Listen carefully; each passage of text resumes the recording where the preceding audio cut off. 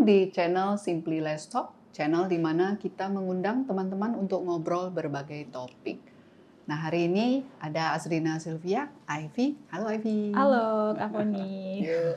Nah, yang lalu kita kan cerita tentang freelance dan remote worker ya, waktu itu ya. Iya. Nah, Ivy waktu itu ada terangkan gambaran tentang pekerjaan ini, dan juga poin yang menarik itu adalah bukan semua orang cocok dengan profesi ini. Iya. Ya kan?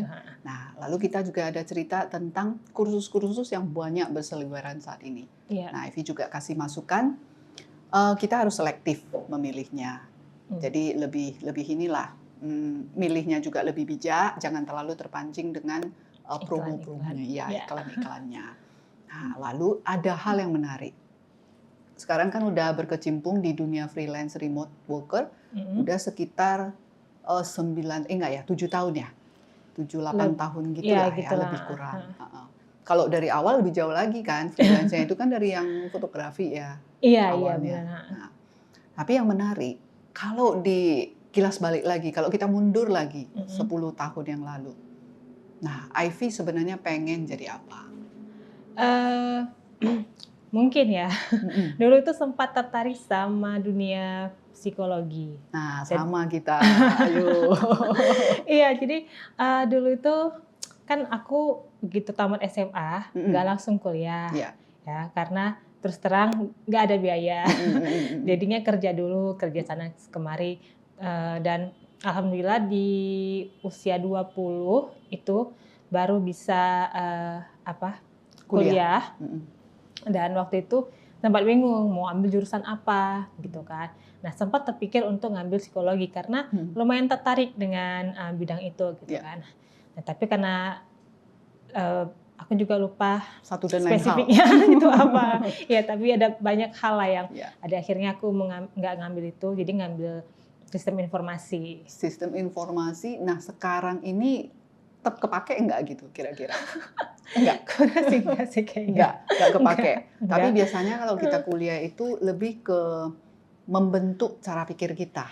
Iya, jadi sama kayak sekolah kita dari SD sampai SMA juga gitu kan, segitu banyaknya pelajaran yang dipelajari kan dalam kehidupan sehari-hari, gak semuanya itu akan terpakai gitu ya kan. Iya, betul. Ya begitu juga dengan kuliah kemarin tuh, mungkin sekarang Ivy nggak bisa terapin ilmunya itu di dalam keseharian atau di pekerjaan yang sekarang. Tapi dalam proses belajar selama 3 tahun itu kan pastilah ada hal-hal yang bisa diambil, mungkin nggak di dalam bidang akademisnya, tapi kayak di bidang proses belajar dalam bersosialisasi, terus cara berpikir kita gitu kan. Jadi Ivy ngambil sisi baiknya aja gitu dari hal tersebut.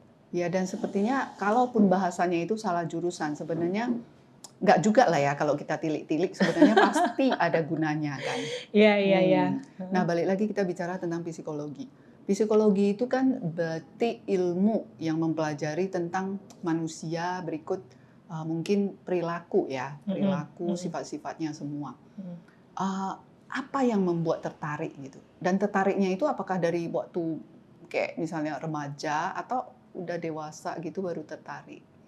Mulai tertarik kalau nggak salah tuh sekitar SMA, karena kayaknya seru aja gitu mempelajari gimana cara berpikirnya manusia gitu kan. Terus juga kalau dipikir-pikir dalam kehidupan kita sehari-hari itu kita kan juga membutuhkan trik-trik psikologi gitu kan.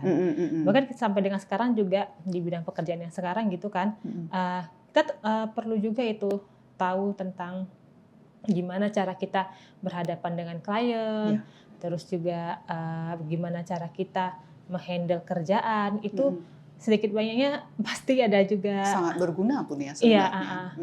Di bidang psikologi itu ada ketertarikan ke bidang itu gitu kan.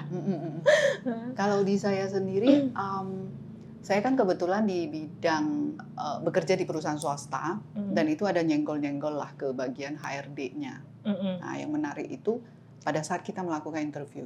Ivy pasti pernah kan ikuti interview kan? Iya. Saya pernah ikuti interview, kemudian waktu bekerja berarti saya pernah melakukan interview. Iya. Nah, menariknya manusia kan, pada saat kita menginterview calon pekerja, nah orang itu datang sepertinya udah template jawabannya, ya kan? Iya. Jadi kalau kita bertanya itu mereka jawabannya itu sudah seperti diatur. Nah, beberapa kali belajar dari pengalaman ya, saya ubah cara menginterview. Saya eksperimen lah. Kalau misalnya kita tanya dengan formal, nah itu modelnya jawabannya itu kayak udah ada di Google atau di nengok di YouTube atau pasti apa. itu aja jawabannya Itu ya. aja. Nah, saya ubah. Saya sering menanyakan sesuatu yang di luar prediksi mereka. Oke, seperti misalnya contohnya. Bisa aja misalnya something yang biasanya orang nanya kan misalnya tentang background pendidikan. Tapi ini tentunya kita nanya data yang formal lah, yang data. Iya. Pengalaman kerja, Basicnya. yang basic lah kita tanya. Kemudian nanti kita bisa nanya something yang kayak misalnya, kamu hobinya baca buku. Jadi biasanya kan ada yang hobi baca buku. Nah biasanya buku yang kamu baca itu buku apa? Nah orang cenderung kalau dia masih template, dia modelnya itu buku tentang pengembangan diri. Nah kemudian saya mulai misalnya ngomong pengembangan diri. Kamu jenis yang kepribadian yang seperti apa gitu kan. Biasanya bingung kalau dia template dia nggak ready dengan ini kan. Nggak nyangka itu ke situ pertanyaannya. Jadi kadang kita kan bukan mau menjatuhkan, bukan mau ngetes apa-apa juga, lebih ke kita pengen dia menjadi dirinya sendiri biar kita bisa menilai. Benar. Nah, jadi kepribadian kamu gimana? Misalnya kawan-kawanmu itu melihat kamu gimana? Dan bahasa yang saya pakai itu lama-kelamaan nggak formal. Jadi dia mulai masuk ke fase seperti bercerita dengan teman. Iya, jadi kayak lebih mengalir ya. Ya, lebih ngalir. Dan yang uniknya itu, yang menarik ya dari psikologi, secara bahasa tubuh berubah. Si calon pekerja ini ya, awalnya kan kayak jadi kayak tegang banget gitu, formal banget tuh. Dia gitu jadi kan. relax. Jadi nampak sekali begitu kita nanya something yang kayaknya, kalau kawan-kawanmu, bahasa kita udah jadi kayak kawan-kawanmu melihat kamu sebagai orang yang gimana, misalnya dalam satu grup kan ada yang cerewet, ada yang pendiam, ada yang tukang usil ini itu semua. Kamu termasuk yang mana? Bahasa tubuhnya itu langsung turun, bahagia turun gitu ya. Ivy model yang melihat ke bahasa tubuh orang. Iya, suka perhatiin. Kan? Iya, suka. Kalau kaitannya kembali ke pekerjaan remote worker atau freelance, biasanya kan pakai Zoom atau video call. Iya. Berarti kan Ivy bisa melihat ya. Iya, benar. Pernah nggak ada pengalaman yang apa gitu waktu VC atau waktu Zoom gitu? Yang itu terkait dengan bahasa tubuh. Iya, gitu paling ini sih. Gimana ya? Ketika Zoom itu kan kita bisa face to face gitu ngelihat. Itu sambil kita nilai juga. Orang itu kan dari cara gaya bahasanya, bahasa tubuh kita bisa nilai. Nah, dan itu kelihatan sih. Yang namanya orang itu pasti beda-beda gitu kan.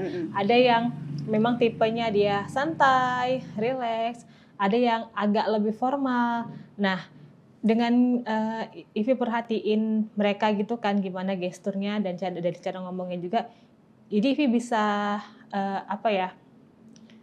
tahu Ivy sendiri harus gimana harus gimana, gitu. Feedbacknya gitu kan. Jadi kalau misalkan ternyata ini kayaknya anaknya orangnya gini nih, santai. Oke, berarti aku juga bisa jawabnya itu lebih santai gitu kan. Tapi kayaknya ini orang tipenya yang agak formal nih.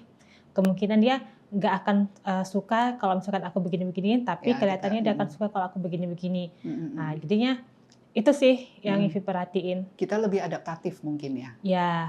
Jadi biar percakapannya pun lebih flow gitu ya. Iya, karena itu sebenarnya bisa dibilang hal yang penting juga gitu kan Kak.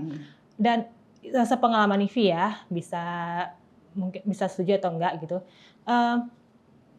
Orang-orang klien itu akan cenderung lebih tertarik sama orang yang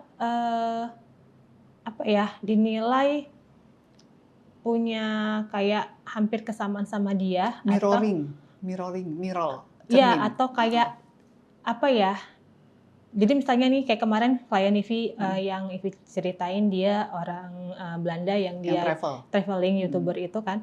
Dia kan orangnya memang kelihatan tuh ya extrovert, ceria gitu kan, terbuka.